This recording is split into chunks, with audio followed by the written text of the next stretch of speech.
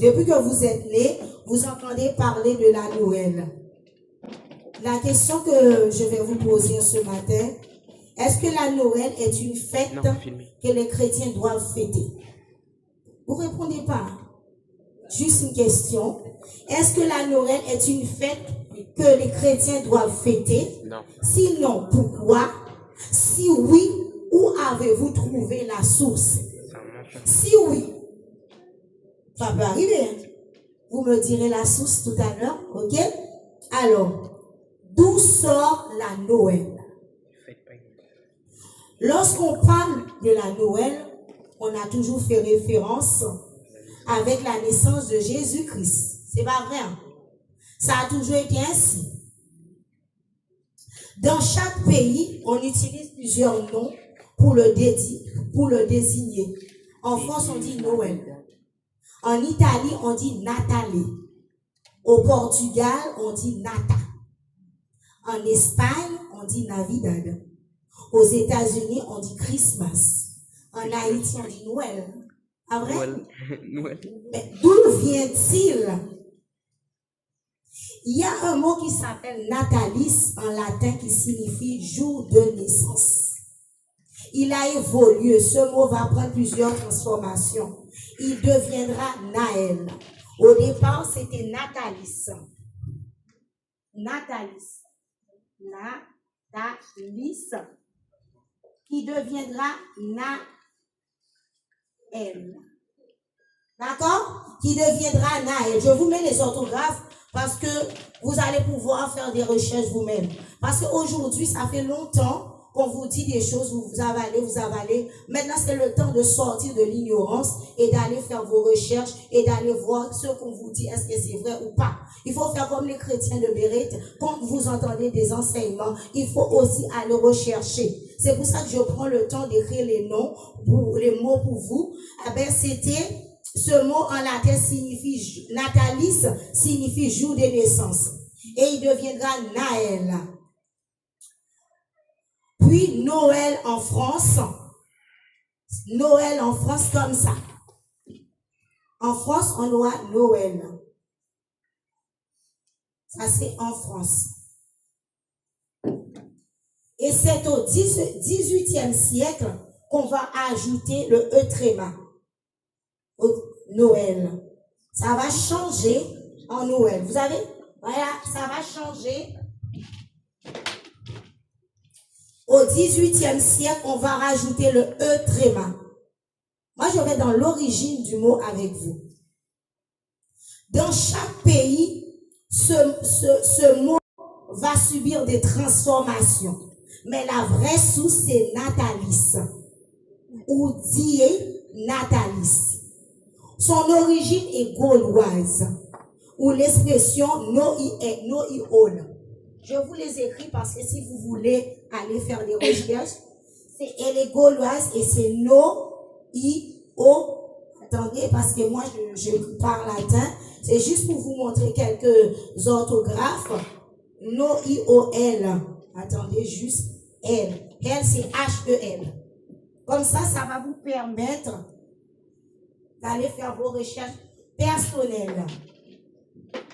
Alors, voilà, qui veut dire nouveau soleil. Ok? Ou encore le jour du soleil. D'où vient cette fête? Fait-elle partie vraiment de la naissance de Christ? Je suis désolée de vous décevoir. Cette fête existait bien avant la naissance de Jésus-Christ. Et on la célébrait 2 fois par an. On l'appelait les fêtes de Celtique. J'écris les mots. N'hésitez pas à les prendre. Les fêtes Celtique. Les fêtes de Celtique. Ok?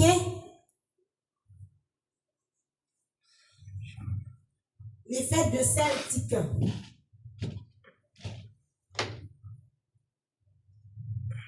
Ou encore, qui vient du solstice.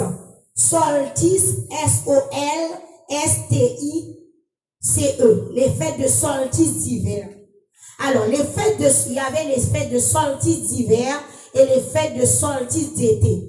Les solstices d'été, c'était le 21 juin.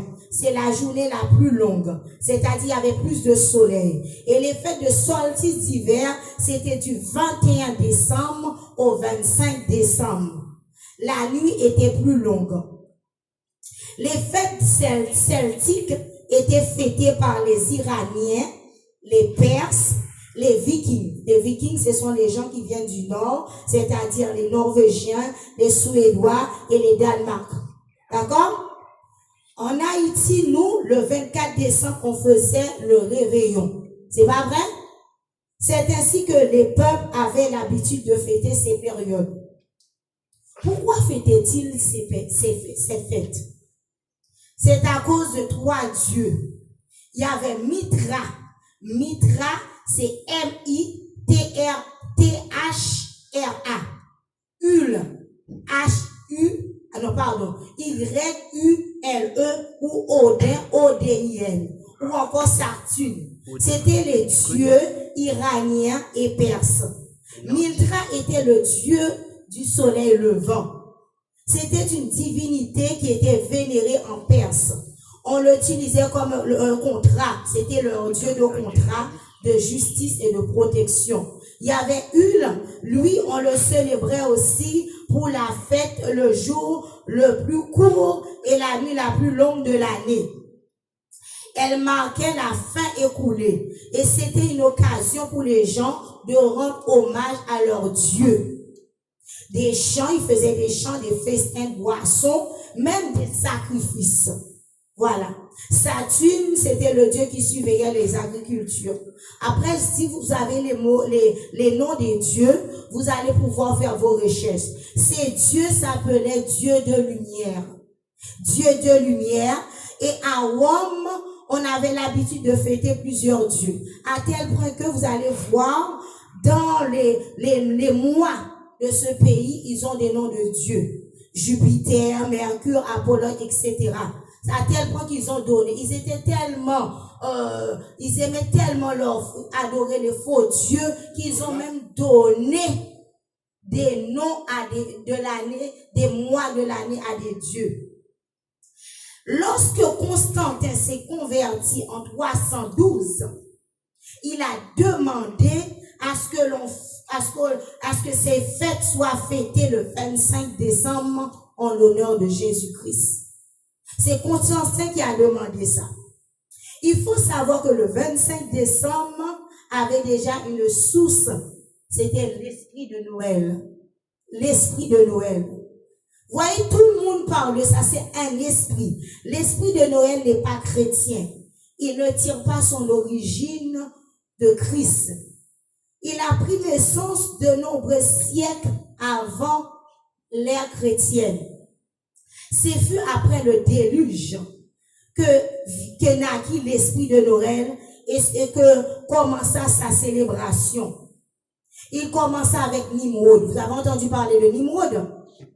Nimrod, petit-fils de Cam, fils de Noé. Dictateur méchant, responsable de l'apostasie. Cet homme a organisé ses affaires-là avec sa mère. Qui était Nimrod? Nimrod épousa sa mère. Vous vous rendez compte? Il a épousé sa mère. C'est Miramis. Sa mère s'appelait Sémiramis. Et lorsqu'il est mort, sa mère a inventé un mensonge. En fait, tu te rends compte, elle a fait un fils et elle s'est mariée avec son fils. Et Sémiramis enseigna le mensonge que son fils, qui était son mari, était un Dieu, esprit. Il prétendit qu'après la mort, qu'elle a retrouvé un arbre sur sa tombe, qui symbolisait la nouvelle naissance. D'après elle, l'arbre a poussé et ça a grandi et ça a fait que la renaissance. Pour elle, c'était son fils qui était né. Vous pouvez aller rechercher. C'est écrit. Même si les gens disent qu'ils ne croient pas en Dieu, mais si vous faites des recherches, vous allez voir. Les hommes essayent de vous cacher la vérité.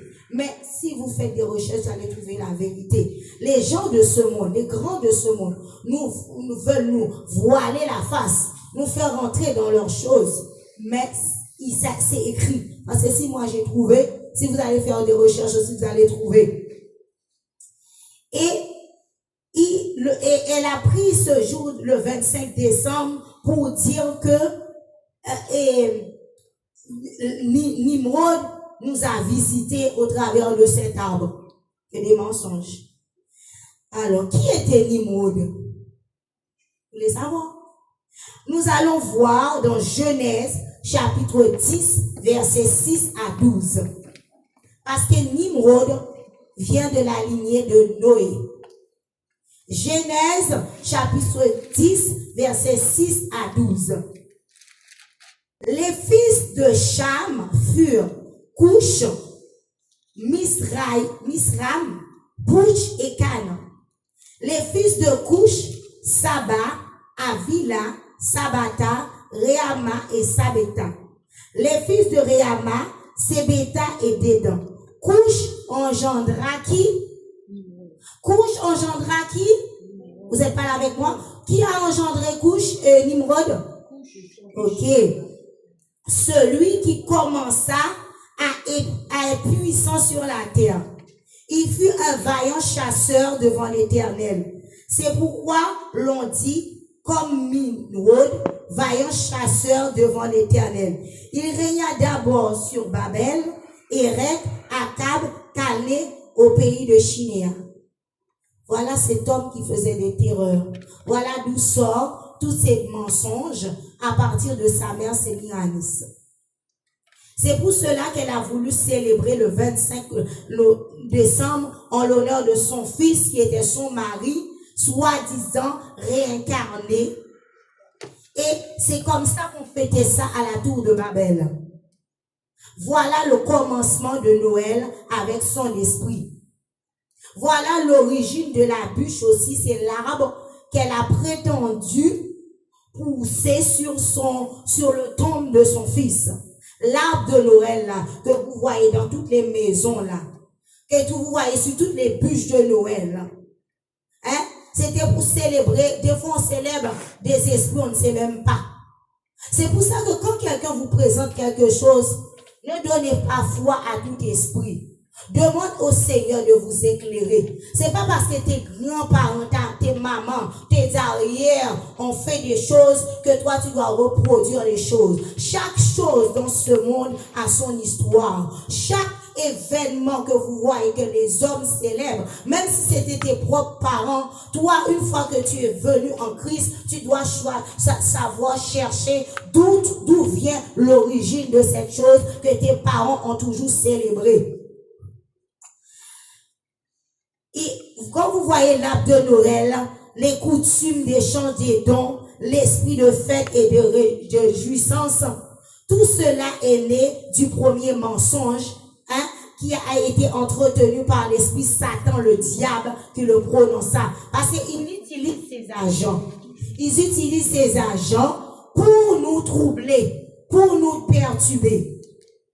Étant donné Nimrod, Nildra et Saturne sont des dieux, ils ont dit que Jésus est Dieu aussi, alors ils veulent le mettre dans le même sac. Notre Seigneur là, ils veulent le mettre dans le même sac.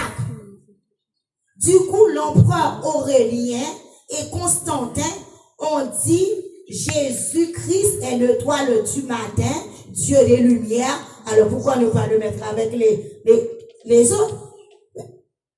Toi qui es aveugle, tu vas dire oui, lumière égale lumière. Mais moi quand je dis souvent, je ne sais pas quand il fait froid, vous voyez le soleil, moi je dis toujours à mes collègues c'est de la lumière, c'est pas du soleil parce qu'il fait froid.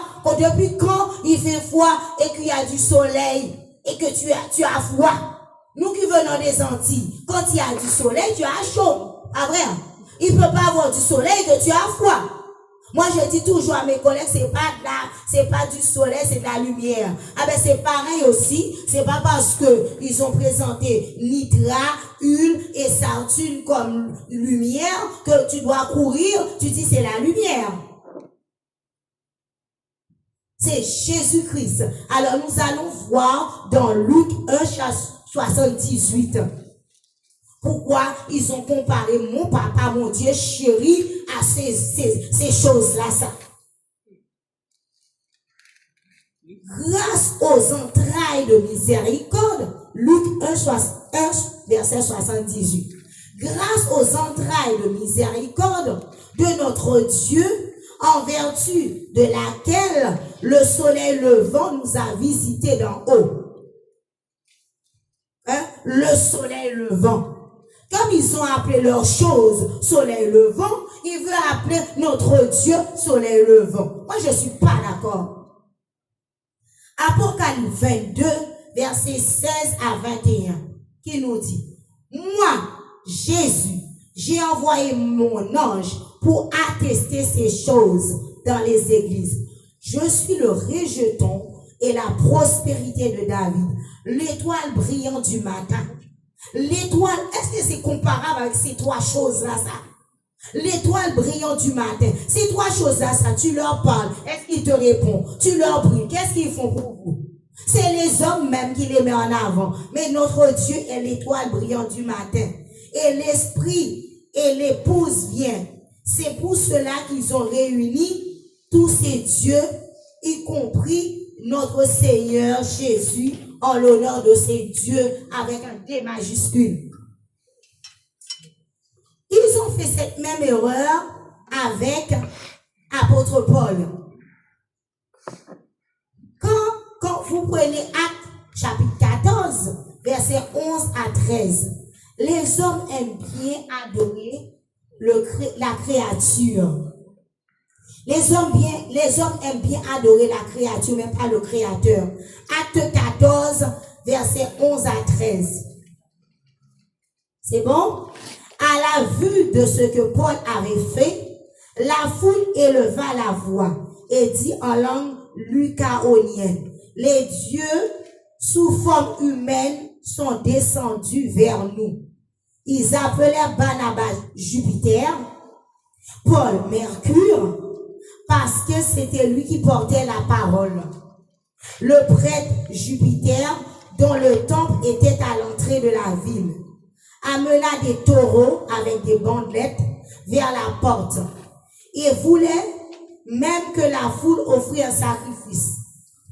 Vous voyez, les hommes, dès que quelqu'un fait quelque chose, Dès que quelqu'un fait quelque chose, ils ont tendance à honorer. C'est dans l'être humain.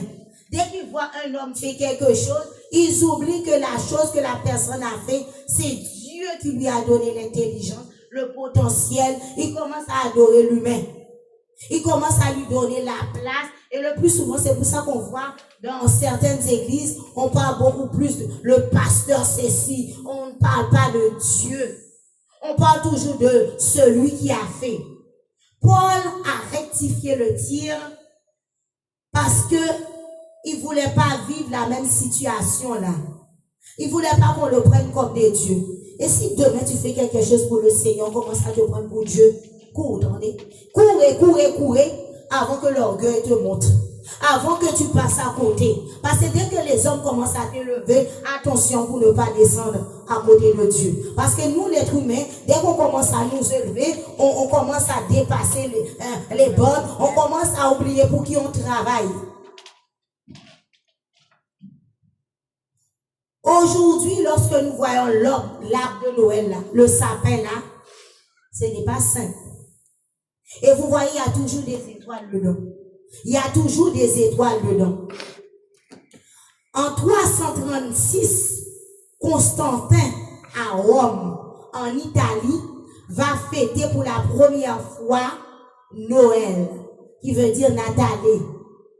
C'est plus de 300 ans après la naissance de Jésus.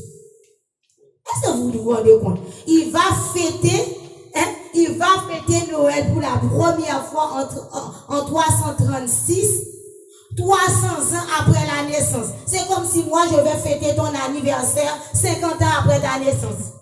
Pour la première fois. Il y a un problème. Les gens étaient dans l'aveuglement.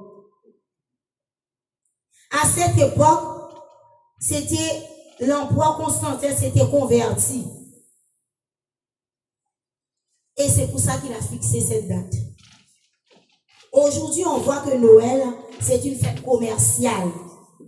Comme par hasard, c'est un congé national dans tous les pays du monde. Depuis quand on mettait une fête en l'honneur de notre Dieu? Les gens qui fêtent la Noël ne connaissent même pas qui est Dieu.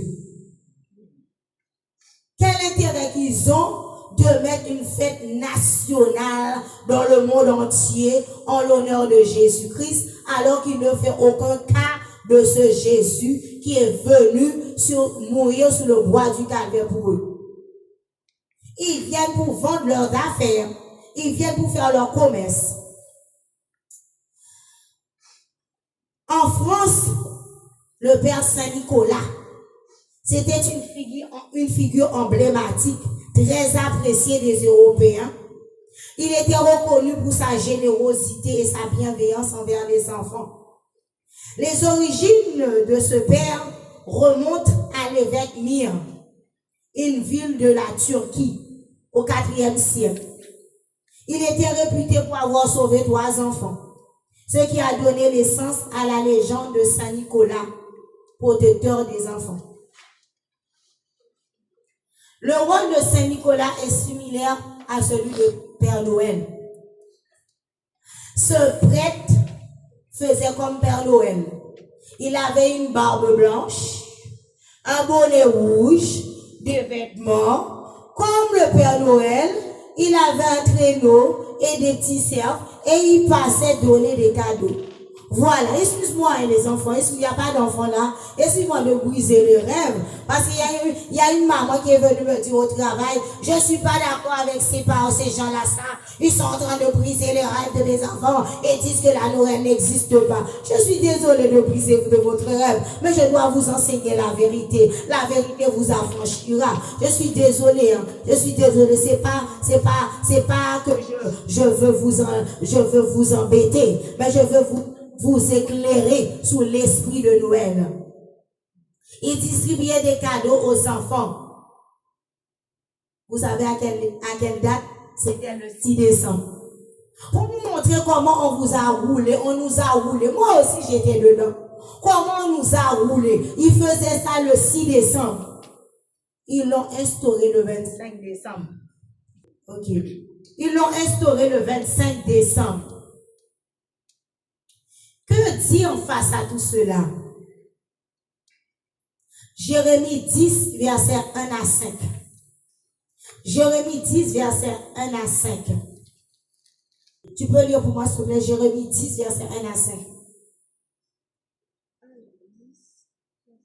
Écoutez la parole que l'Éternel vous adresse, maison d'Israël. Ainsi parle l'Éternel. N'imitez pas les voix des nations et ne craignez pas les signes du ciel, parce que la nation les craigne, car les coutumes des peuples ne sont que vanité. On coupe le bois dans la forêt, la main de l'ouvrier le travaille avec la hache. On l'embellit avec l'argent et de l'or, et on le fixe avec des clous et des marteaux pour qu'il ne branle pas. Ces dieux sont comme une colonne massive et ils ne parlent point. On les porte parce qu'ils ne peuvent pas marcher. Ne les craignez pas, car ils ne sauraient faire aucun mal. Ils sont incapables de faire du bien. Nul n'est semblable à toi, ô Éternel. Tu es grand et ton nom est grand par ta puissance. Qui ne craindrait, roi des nations? C'est à toi que la crainte est due, car parmi les sages des nations et dans leur royaume, nul n'est semblable à toi. Tous ensemble, ils sont stupides et insensés. Leur science n'est que vanité, c'est du bois. On apporte de Tarsis des larmes d'argent et du faste de l'or. L'ouvrier et la main de l'orfèvre les mettent en œuvre. Les vêtements de ces dieux sont étoffes, teints en bleu et pourpre. Tous sont l'ouvrage habille autant. Merci. Vous avez vu en fait, des fois, ils essayent de nous faire avaler des choses. Ce matin, je vous en supplie, ouvrez les yeux. Ouvrez les yeux. N'applaudissez pas. Ne suivez pas toutes choses sans discernement. Parce qu'ils ont leur Dieu. Des fois, nous suivons une coutume, et nous passons à côté. Nous passons à côté parce que nous voulons garder certaines choses qui nous ont été inculquées pendant des années, alors que nous sommes à côté à côté de la parole de Dieu. Ce matin, je viens vous informer. Je ne viens pas vous condamner. Je ne viens pas vous reprocher, je ne viens pas vous juger, parce que moi aussi, j'attendais aussi mes petits cadeaux, mes parents ont fait, moi aussi j'aimais bien voir les petits sapins, parce que j'étais dans la noirceur, j'étais dans l'ignorance, mais Dieu m'a fait grâce, et c'est pour cela aussi je suis devant vous ce matin, pour vous dire, ce matin, si vous entendez la parole, n'endurcissez pas vos cœurs, ne dites pas oui, c'est vrai, j'ai entendu ça, mais mes parents, on avait l'habitude. Parce que c'est vrai que des fois, ils ont leur Dieu, mais nous, on sert un vrai Dieu, et on le chante, notre Dieu est le vrai Dieu. Parce qu'ils font ce qu'ils veulent, mais nous, si on veut que Dieu nous utilise, si on veut vraiment transporter l'image de Dieu, véhiculer l'image de Dieu, nous devons trouver la bonne place. Nous allons prendre ensemble Ésaïe, versets 1 à 14. C'est important que nous lisons la parole pour que nous puissions comprendre. C'est vrai, il y a la prière, mais parce que la Bible nous dit, mon peuple périsse faute de connaissance. La Bible ne nous dit pas, mon peuple périsse faute de la prière, faute de connaissance. Ésaïe 1, verset 1 à 14. Prophétie d'Isaïe, fils d'Amon, sur Juda et Jérusalem, au temps de Josias, de Jathon, d'Akab, d'Ézias, roi de Juda. Cieux, écoutez, terre, prête l'oreille, car l'Éternel parle. J'ai nourri et élevé des enfants, mais ils se sont révoltés contre moi. Le bœuf connaît son possesseur, et l'âne la crèche de son maître. Israël ne connaît rien. Mon peuple n'a point d'intelligence. Malheur à la nation pécheresse, au peuple chargé d'iniquité, à la race méchante, aux enfants corrompus. Ils ont abandonné l'Éternel. Ils ont méprisé le Saint d'Israël. Ils se sont retirés en arrière. Quel châtiment nouveau vous infligez quand vous multipliez vos révoltes? La tête entière est malade et tout le cœur est souffrant, de la plante des pieds jusqu'à la terre. Rien n'est bon. Ce sont des blessures, contusions et plaies vives, qui n'ont été ni pensées, ni bandées, ni adoucies par l'huile. Votre pays est dévasté.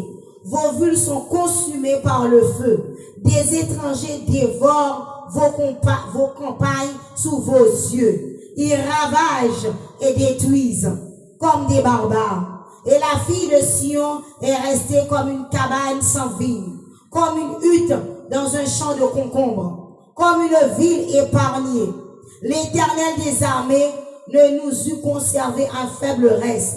Nous serons comme Sodome, nous ressemblerons à Gomorrhe.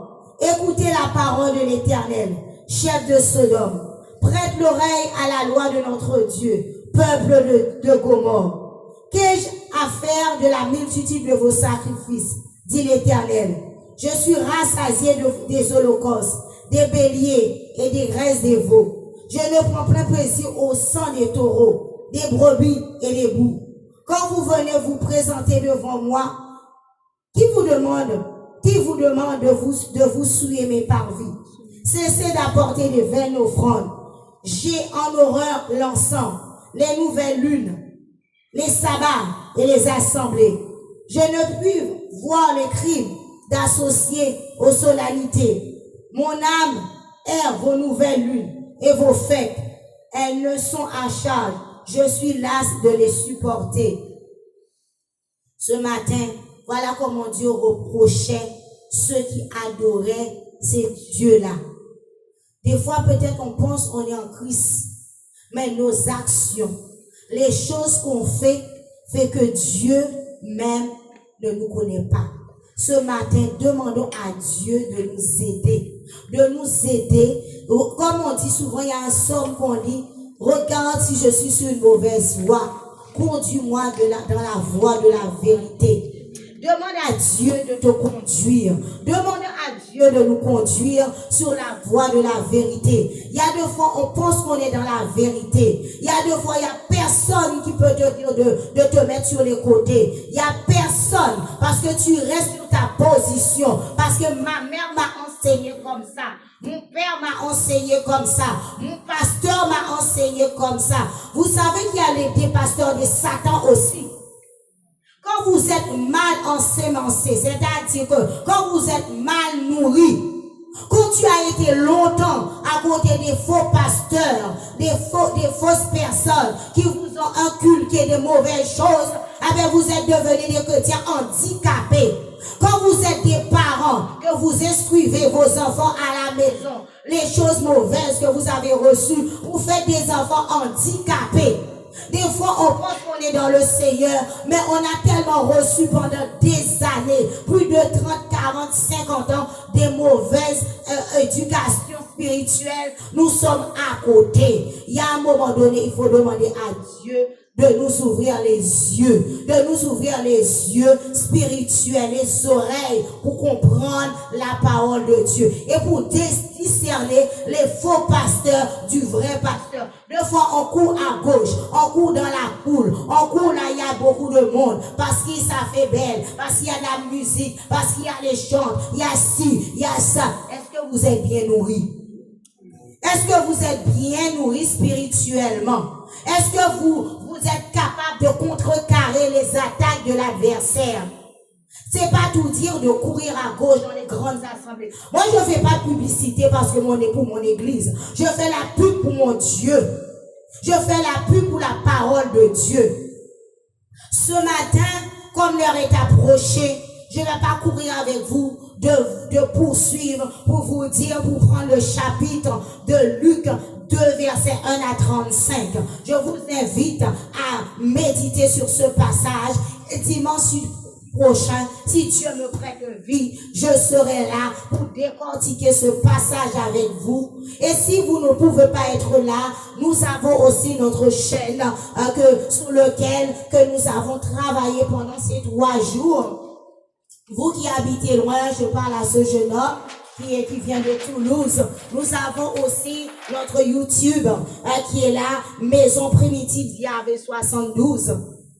C'est vrai qu'il y a un frère qui est en train de faire le travail. Vous allez retrouver nos prédications aussi. Et pour les jeunes, Insta qui est active. Prenez la photo.